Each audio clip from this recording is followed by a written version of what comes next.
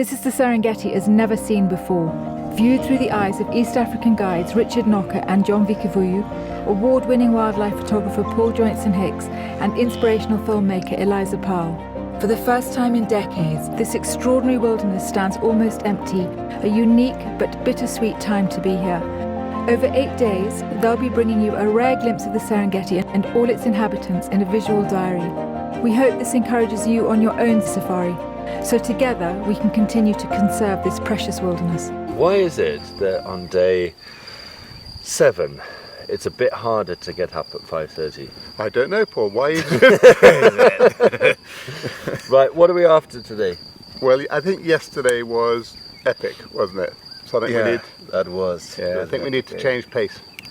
We should. Maybe we should go for small stuff. Yeah? Should we just go and try and get a bit of everything today? Variety being the spice of life. I think Paul needs spicing up. Let's go for variety.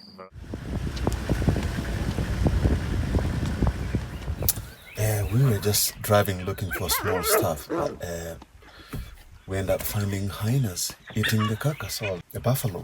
Probably could have been killed by lions, and the hyena took over. And we saw the whole competition of all the hyenas, tearing and crushing the bones. What is so interesting is also to see all the vultures having that patience of just waiting and waiting and waiting for the moment for them to get their turn.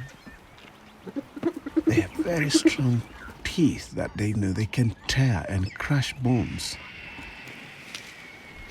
All the vultures that we have seen there we have a lot of varieties of vultures, but what we have on the carcass is the Rupel's griffon vulture, and then we also had the small one, which is the hooded vulture, which is part of the small vultures.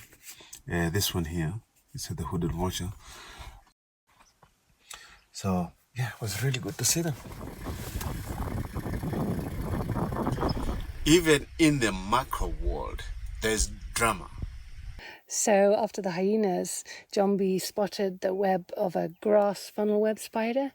The spider was out of the hole and there was an ant caught up in its web. There was a moment of conflict as the spider jumped on the ant, but then the ant got away, and I was left filming the most beautiful dewdrops on the web that were shimmering away like jewels. It was just gorgeous.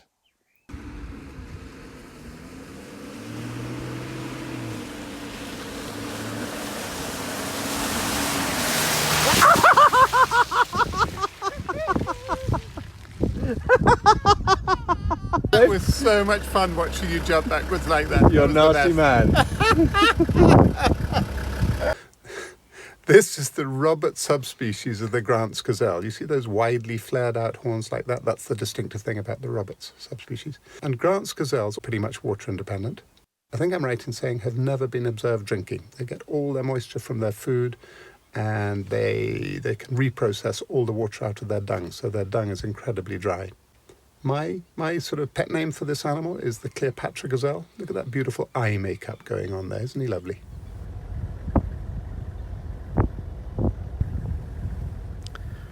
So there are two species of hyrax that like to live in the kopjes, and they often live together. The bush hyrax, which is this one, slightly smaller, greyish colour, with, I don't know if you can make it out, the little white eyebrows.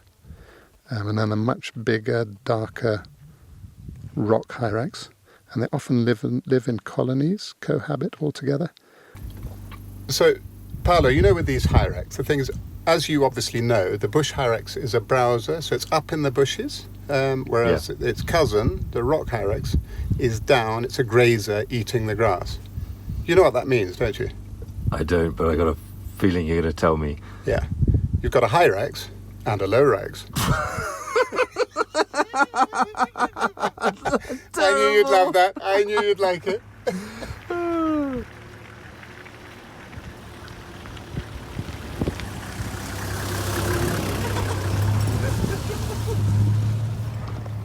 Got a column of hissing ants here, going out on a raid. They're huge predators on termites. If they can find an unprotected termite mound, and they're very well armed, they can bite and sting. So they big predators on termites.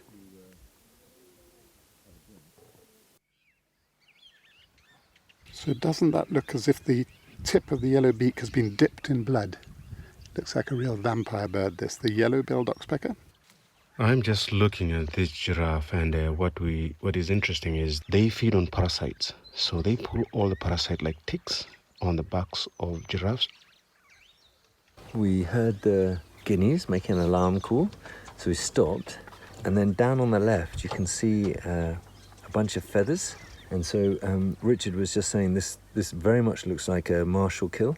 So because all the feathers have been plucked out on the ground where it killed it. So we're just going to go and see if we can find where that marshal is. Okay, so we found the marshal. This bird is actually capable of killing, say, a baby impala and flying with it up to a tree. Just think of the power you need to be able to do that. So tell me about this bird. Okay, so the martial eagle this is a little bit of the scientific names of birds and animals and plants. Can be really interesting. The martial eagle's scientific name is Polymatus bellicosus, and it basically means aggressive warbird. So it just gives you an idea of how tough and big and strong and powerful this bird is. He's amazing. I love him. With the marshal still, and the marshal is in a tree eating.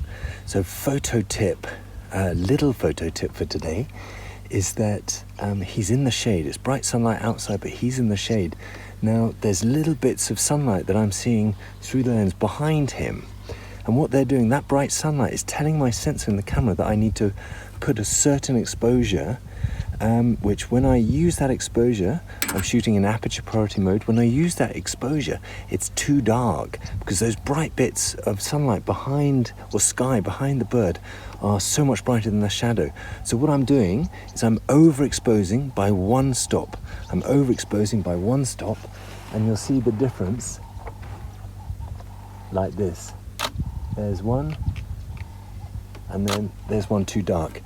So again, if you're shooting something that's in the shade but has no sunny background, shoot exactly as your camera tells you. And then check on your screen. But if you're shooting something with sunny background, overexpose by one stop, and then check on the camera. And if it looks about right, you're all in. Groovy. Seriously? Yeah, seriously. We've bumped into some people, and they've said that there's a serval with 2 kittens on this road that we're on. I'm so tense with longing and excitement and hope.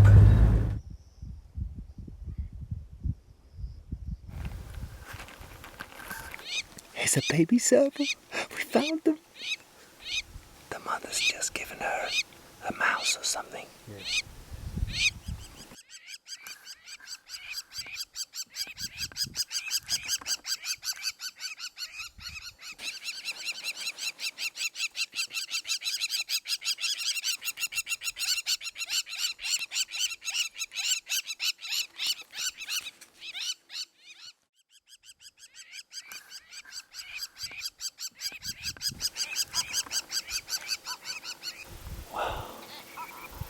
This is amazing.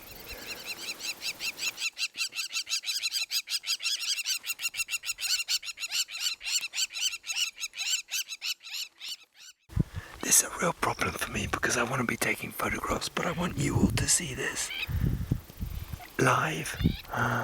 It's amazing. Look at how beautiful she is.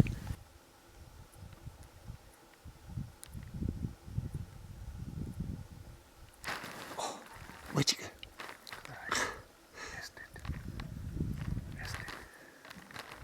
Wow, that was amazing. So well camouflaged. Oh, how about that job? How about that? What a sighting.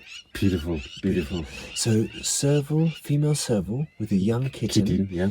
I just want to let everyone at home know how amazing a sighting was that. How many times have you seen a young serval kitten? This is actually my first time to see a kitten. Is it? Lipitano. See you tomorrow. See you tomorrow. Bye.